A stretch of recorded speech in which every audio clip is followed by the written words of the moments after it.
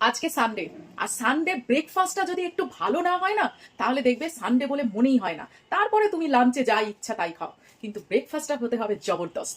তাই জন্য ভাবলাম একটা মেলবন্ধন করব, দুটো জিনিসকে একসঙ্গে নিয়ে কেমন হয় সেটাই আজকে আমিও দেখবো, তোমাদেরকেও দেখাবো। চলো কি করি আজকে দেখাই তোমাদেরকে।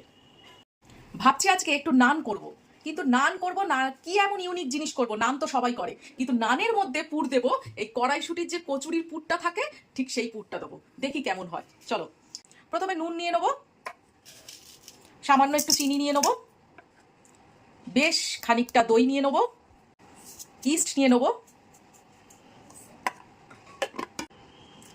রিফাইন অয়েল নিয়ে নেবো, বড় চামচে 2 চামচ রিফাইন অয়েল নিলাম। প্রথমে শুকনো অবস্থায় এটাকে একটু ভালো করে মেখে নেবো।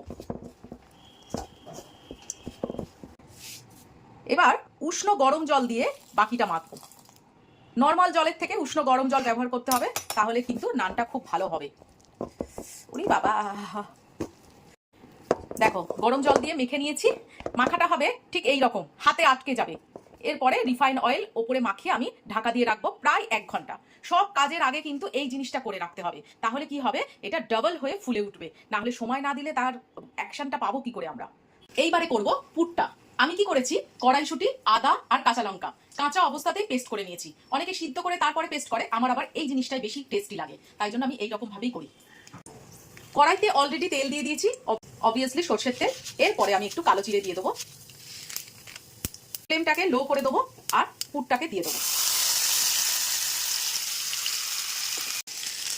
এর মধ্যেই চিনি দেবো, কারণ এটা একটু মিষ্টি মিষ্টি না হলে ভালো লাগে না।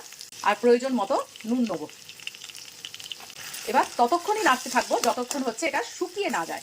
শুকিয়ে না গেলে না পুর দেওয়ার পরে বেলা যাবে না। পুরটা কেমন ছিল আর কেমন হয়ে গেল, একদম শুকিয়ে নিয়েছি পুরটাকে। এইবারে আমি ঠান্ডা করতে দেবো। এইবারে একটু আলুর দম করে নেবো। এইসব জিনিসের সঙ্গে যদি একটু কষা কষা আলুর দম না হয় তাহলে কেমন হয় বলো তো, জমবেই না খাবারটা। সানডেটাকে একদম স্পেশাল করে দিতে হবে। চলো আলুর দমটা করে নিই। আলুর দমটা সেরকম দেখাবো না, কারণ হচ্ছে আলুর দম সবাই করে বাড়িতে, আমার থেকেও হয়তো বেশি ভালো করে। অতএব আলুর দমটা নিজের মতো করে নেবে। অ্যাকচুয়ালি আমারই দোষ হয়েছে, রান্নাঘরে ঢুকতে না আমার একটু দেরি হয়ে গেছে। এদিকে বাড়ির লোক সবাই চিৎকার করছে, তাড়াতাড়ি খেতে দাও, তাড়াতাড়ি খেতে দাও। বেশিক্ষণ রাখতে পারলাম না, যতটুকু রেখেছি তার মধ্যে এই দেখো বেশ ভালোই মতো ডাবল হয়ে গেছে। ও দেখো কিরকম হয়ে গেছে, একদম অসুবিধা হবে না, পুরো একদম ডাবল হয়ে গেছে। আর দেখো কিরকম ছিঁড়ে ছিঁড়ে যাচ্ছে, যেরকম নানের মতো। এবার এটাকে আরেকটু রিফাইন অয়েল দিয়ে ভালো করে ঠেসে নেবো।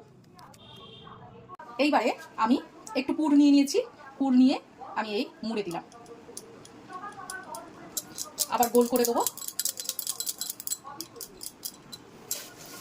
পুরো জিনিসটাকে আমি ময়দা দিয়েই বেলবো, খুব হালকা হাতে বেলবো যাতে পুরটা যেন বেরিয়ে না যায়।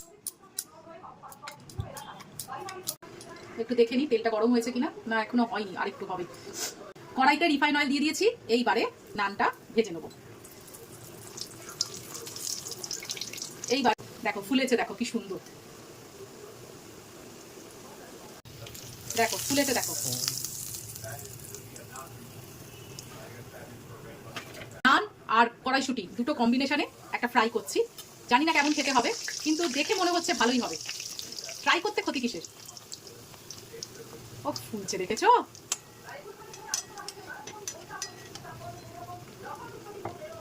পুরো কড়াইটাকে ঘিরে ফুলেছে একেবারে,